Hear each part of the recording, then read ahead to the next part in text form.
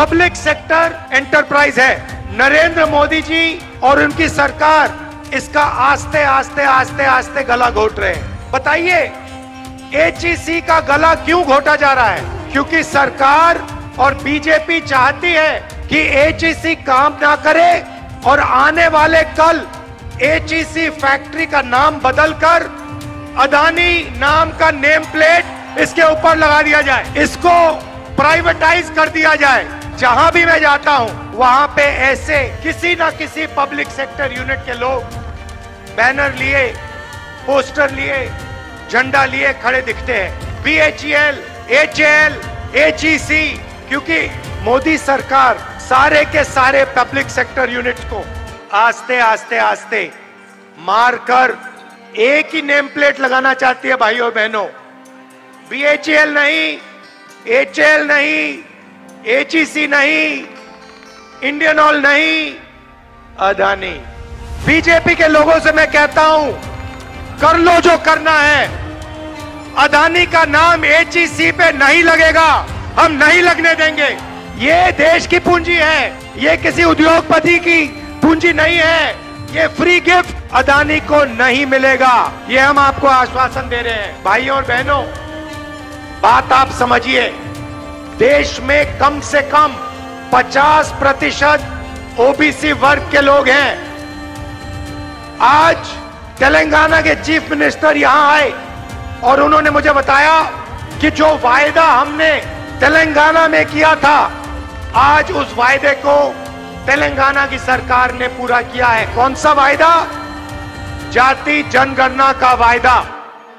तेलंगाना में कुछ ही महीनों में पिछड़े वर्ग के लोगों को, आदिवासियों को, दलितों को, जनरल कास्ट के लोगों को, माइनॉरिटी को, सबको पता लग जाएगा कि किसकी कितनी आबादी है।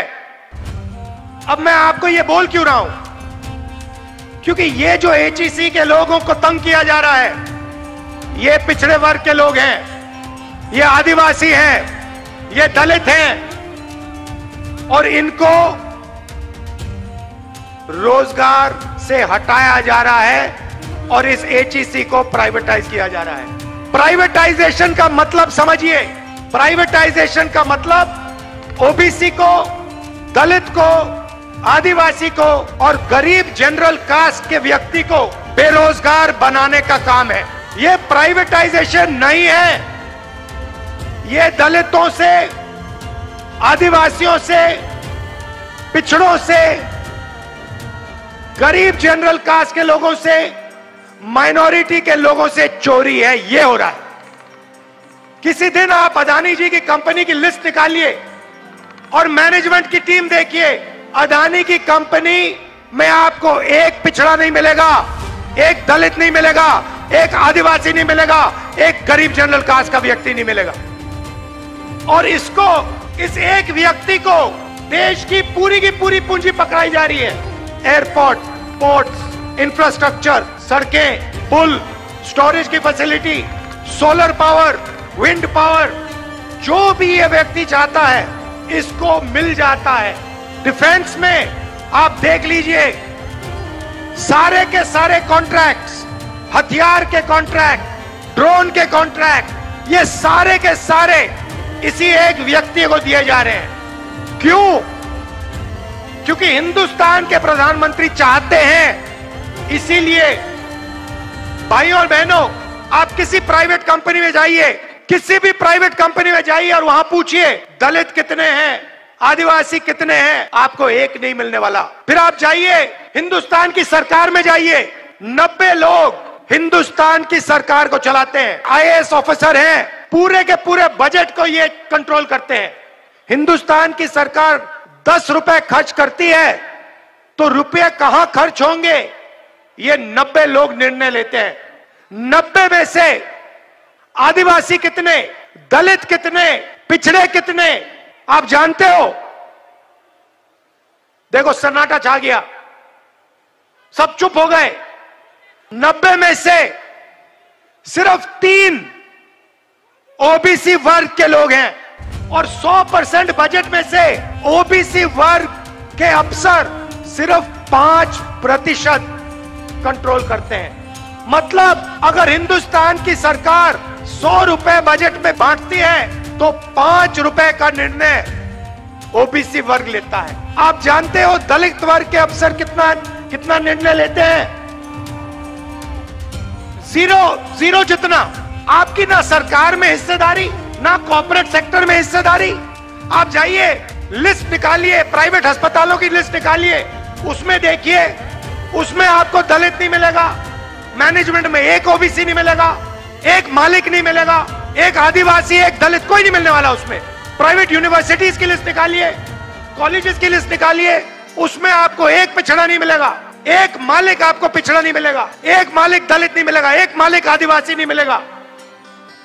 और फिर आप लिस्ट निकालिए जो कॉन्ट्रैक्ट से काम करते हैं, कॉन्ट्रैक्ट लेबर की लिस्ट निकालिए, और उस लिस्ट में आपको सिर्फ ओबीसी, दलित और आदिवासी मिलेगा और कोई नहीं मिलने वाला। उनको कॉन्ट्रैक्ट लेबर, उनको मजदूरी, बॉन्डेड लेबर बनाया जा रहा है। किसी भी मजदूर के पास चले जाओ। आज मैं अभी सड़क पे था, साइकिल पर 200 किलो कोयला लिए, धकेल कर साइकिल पर 200 किलो कोयला लिए, धकेल कर भूखे आदिवासी 50 किलोमीटर चल रहे थे। मैंने अपनी आंखों से देखा।